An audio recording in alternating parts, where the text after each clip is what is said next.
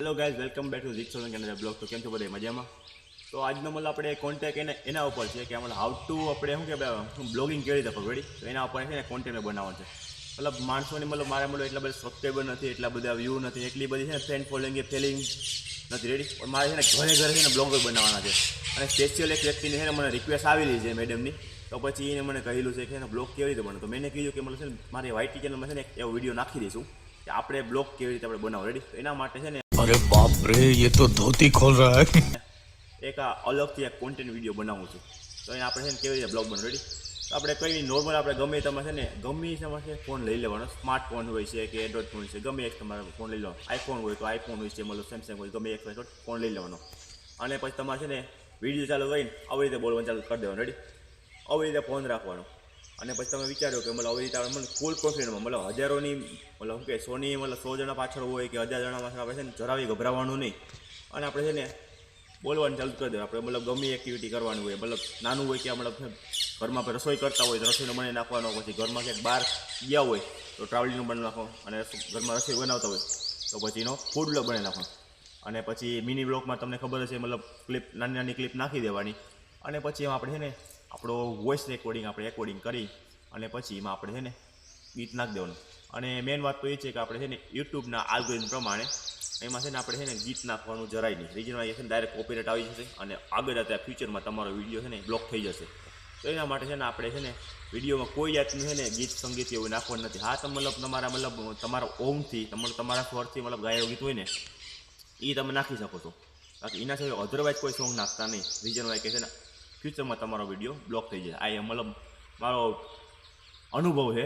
એટલે પછી મતલબ આગળ તમારે મતલબ ઇરેજ કરવું પડે, મ્યુટ થઈ આખો હોય તો તમારો બ્લોગ બગડે. મતલબ 2-3-4 વીનો તમે બ્લોગ નાખ્યો હોય અને 5-6 કલાકને તમે વેઇટ કરી દો કે બ્લોગ અપલોડ થઈ જશે અને પછી તમે જો કે એમાં કોપીરાઇટ આવ્યું છે ને પછી મતલબ 2 દી પછી વિડીયો બ્લોક થઈ જાય છે અને તમને હર્ટ થાય. એના કરતાં છે ને એમાં મ્યુઝિક નાખવાનું થતું નથી. તો આપણે મતલબ છે ને નોર્મલ કેમેરો લઈને આવી રીતે આપણે છે ને આવી રીતે આપણે ફોન રાખી દેવાનો છે. અને પછી આપણે છે ને ગમે તમારે કે વોલ્યુમ બટન તમે છે ને કેમેરો ચાલુ કરી દેવાનો. અને પછી તમારે બોલવાનું ભાષણ કરવાનું ચાલુ કરી દેવાનું. ફૂલ બાકાજી કે બોલે એને બગડાજી બોલે ગમે ત્યાં જવાનું પણ ગભરાવાનું જરાય રેડી. અને પછી તમે વિચારશો મતલબ આપણે પાછળનો આપણે મતલબ આપણો ચહેરો બતાવ્યો છે. હવે પાછળના લોકોને આપણે મતલબ દ્રશ્ય કેવી રીતે બતાવવું. તો એના માટે છે ને આપણે આવી રીતે આમ કેમેરો ફેરવી નાખવાનો. અને બધા ભૂલ કરે છે.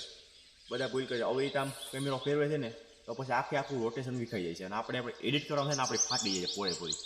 એ જેનો કે પછી એને ક્રોપ કરવાનું, પછી એને રોટેટ કરવાનું, પ્લસ બધું આપણે એક ટુ ઝેડ બધું ક્લિયરિટી કરવી પડે ને. એટલે એના માટે આપણે બધું ધ્યાન રાખવું પડે રેડી. તો છે ને આપણે દરેક આમ આગળ આપણી કોર કેમેરો રાખવાનું પ્લસ અને પછી આવી રીતે આમ રોટેટ કરવાનું.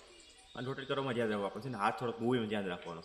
થોડીક કસરત કરી લેવાની કાંડાની તલવાર બલર રાખીને પછી આવી રીતે ફોન રાખીને પછી આવી રીતે મૂવમેન્ટ કરી લેવાનું. એટલે તમારો બ્લોગ છે ને મતલબ ઓલમોસ્ટ તમે છે ને ક્લિપ બધી તમારી એડિટ થઈ જશે. અને પછી તમને છે ને 2-3 એપ્લિકેશન આપું છું. મતલબ શું કહેવાય ઇનશૂટ છે, પછી VN છે અને કેપકટ. જે હાલો મતલબ ચાઇનાની મતલબ શું કહેવાય વિદેશ મતલબ શું કે વિદેશ નું કહેવાય બધું કન્ટ્રીની મતલબ બેનેટ એપ્સ છે.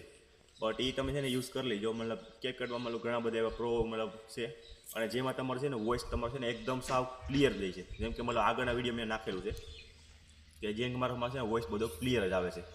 અને વધારે પણ તમે કેપકટમાં યુઝ કરજો. અને તમને બિગિનર હોય ન હોય ને તો પછી VN આપણે સાદીને ઇન્ડિયન એપ બેનેટ એપ નથી એટલે ઇન્ડિયન એપ તમે યુઝ કરજો. ત્યાં પછી તમે ક્લિપ બધી એડ કરી અને ડાયરેક્ટ ડાઉનલોડ કરી નાખજો. અને તમે મતલબ પ્રો લેવલના હોય ને તમે મતલબ હસી મજાકિયાવાળા હોય, મારા જે માઇન્ડ ફ્રેશવાળા વ્યક્તિ હોય છે તો પછી યુટ્યુબમાં આપણે છે ને નાના મતલબ 2-3 સેકન્ડના મીમ્સ મળે છે. જેવી રીતે મતલબ એક્ઝામ્પલ તરીકે તમને ઘણા બધા મીમ્સ મળશે. તમારી જે ટેમ્પલેટ તમારે નાખી હોય ને એ તમે જ્યાં એની શૂટ કરતી હોય ને ત્યાં તમારી ટેમ્પલેટ એડ કરી દેવાની.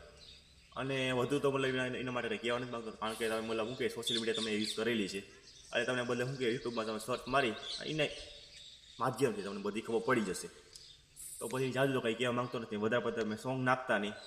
અને મસ્ત મતલબ શું ન્યૂ ચેનલ બનાવો, જૂની બનાવતો બાકી મોનિટાઈઝ થવામાં છે ને વાર લાગશે. મારે મતલબ શું કે ઓલમોસ્ટ વરસ જેવું થયું હોય છે પણ હું ફેસ ચેનલમાં બહુ ધ્યાન દેતો જ નથી.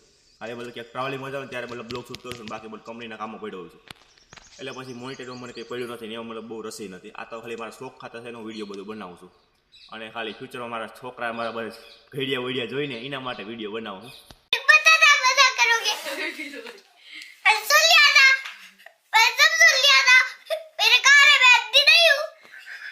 અને અમારી પેઢી શું કહેવાય કે ગામના બધા જોઈ કે આ છોકરો મતલબ ટ્રાવેલિંગ કરે છે એટલું રખડે છે અને આપણે મતલબ ઘરે બેઠા છે અને મતલબ ફોન ખાલી યુઝ કરીએ અને આપણે મતલબ શું કહીએ 20,000નો ફોન લીધો ને તો આપણે એટલા બધા એના ફ્યુચર તો આપણે ખબર હોવી જ જોઈએ.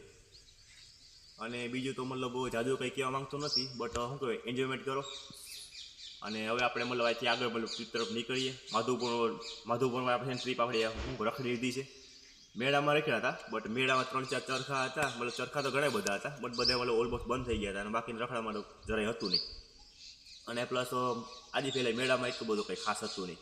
ગયા વર્ષે બહુ ખાસ હતું. રીઝન વાઇઝ આજે પહેલાં મતલબ ગોળ હતી ને, એટલે એના કારણે મતલબ વિદેશથી મતલબ લોકો આવ્યા નહોતા બહુ ખાસ. એટલે મતલબ મેળા જેવું હતું, બટ વિદેશથી મતલબ લોકો એટલા બધા ખાસ આવ્યા નહોતા. અને ટૂંકમાં મતલબ જાદુ તો નહીં કહેતો, બટ મેળા માટે એટલું બધું ખાસ નહોતું. બટ માધવના મતલબ મેરેજ આજ થઈ ગયા છે અને અત્યારે મતલબ શું કે સવારના પોરમાં